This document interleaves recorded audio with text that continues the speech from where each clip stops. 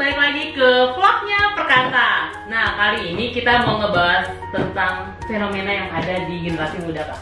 Oke. Kakak tahu nggak? Kamu nggak usah tegang dong, kan udah biasa. Ya, jangan lupa ini namanya Caster Widi. Dia udah sering banget kita ajakin ngobrol ya, Kak ya. Yuk. Agak bosan ya.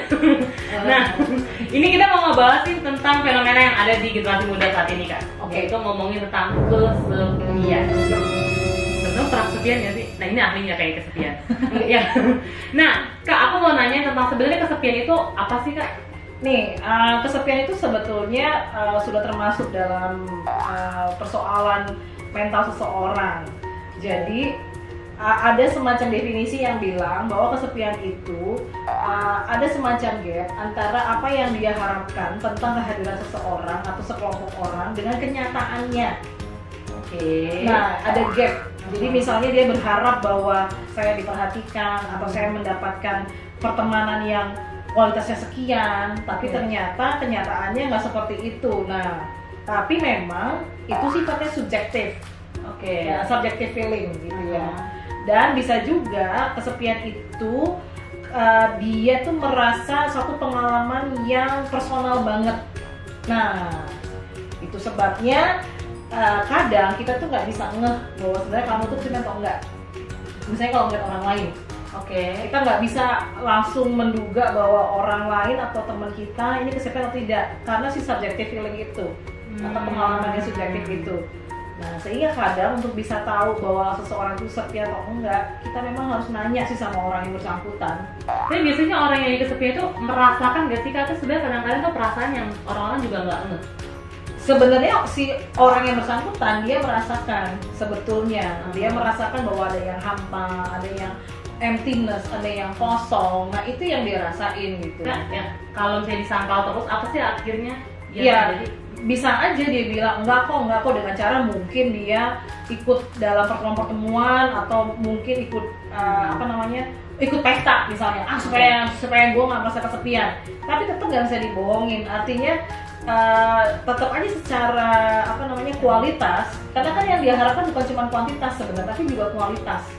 Misalnya dia mengharapkan teman, kan bukan cuma jumlah teman yang banyak, tapi teman yang merhatiin dia, teman yang bisa menyentuh sampai di perasaannya dia yang terdalam. Nah, bisa aja walaupun dia pergi ke pesta, dia ketawa-ketawa, tapi sebenarnya dia tetap kosong. Nah, itu ciri-cirinya sebenarnya, dia merasanya dia kosong, emosinya itu banyak yang negatif gitu. Dia merasa nggak nyaman. Intinya sih saya merasa saya nggak ya pasti ada nggak happy-nya ya. Saya merasa bahwa apa yang saya inginkan, apa yang saya harapkan tentang pertemanan, tentang interaksi dengan seseorang atau dengan sekelompok orang itu nggak terjadi gitu.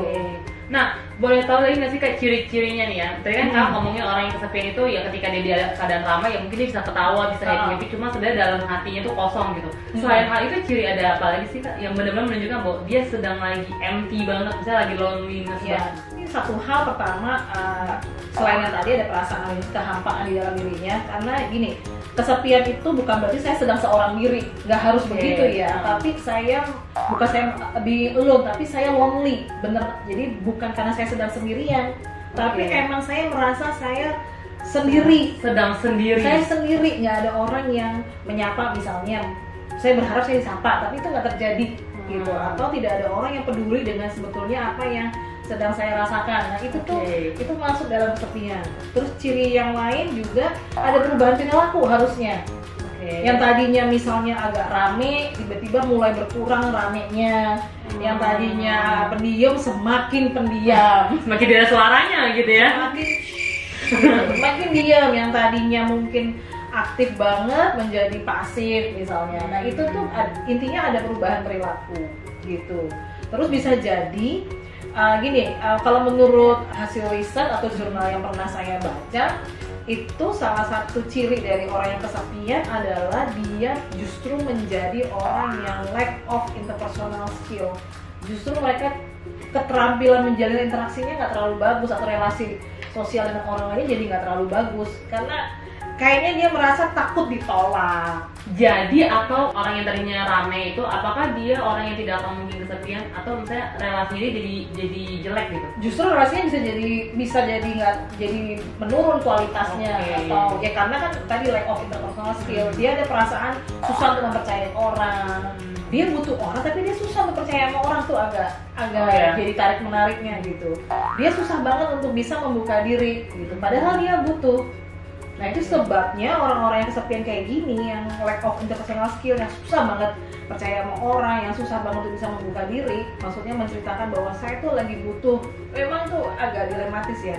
Dia lebih senang akhirnya berhubungan dengan internet gitu. Karena dimediasi kan, dia lack of interpersonal skill. Akhirnya dengan era internet yang sekarang, dia akan senang justru pakai internet. Makin demen ya? Kayaknya Iya, begini terus. iya. Ciri yang lain adalah semakin menarik diri. Jadi withdrawal. Oh. Justru semakin mengurangi interaksi dengan orang lain secara tatap muka. Justru. Padahal sebenarnya dia butuh, tapi karena dia merasa takut ditolak, nggak nyaman segala macem, takut dikritik, akhirnya dan itu semakin membebani dia, akhirnya justru dia semakin menarik diri. Nah itu dia. Bilang bahwa sebenarnya loneliness ini bisa dikena oleh semua orang ya, Bisa sama siapapun.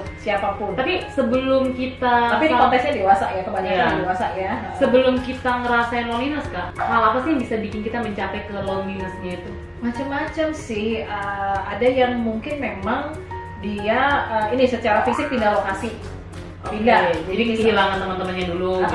Jadi misalnya, dulu dia tinggal di lingkungan A, pindah ke lingkungan B, atau yang tadinya kerja di tempat A, pindah ke tempat B, atau ya intinya pindah lokasi ya, karena penempatan tugas khususnya, atau pindah kampus kuliah misalnya gitu ya.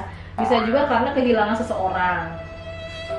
Ya, kehilangan seseorang atau sekelompok orang yang menurutnya itu tuh orang-orang yang berarti, termasuk juga dia terpisah dengan keluarga misalnya, dan menurut dia secara subjektif keluarga itu penting buat dia, karena loneliness itu kan ada tipenya sebenarnya dari teori yang dipakai. Itu bisa, atau mungkin karena ada kebencanaan, bisa juga. Nah ada juga beberapa kasus loneliness tuh karena karakteristik dari perkembangan. Jadi gini, orang-orang yang transisi, masa-masa transisi kayak dari remaja menuju ke dewasa itu kan transisi. Nah itu biasanya kan mereka sensitif, ada fase sensitifnya. Nah itu ada kecenderungan untuk mereka merasakan kesepian karena dia kayak punya semacam tuntutan, punya semacam standar atau harapan, tapi itu nggak terjadi.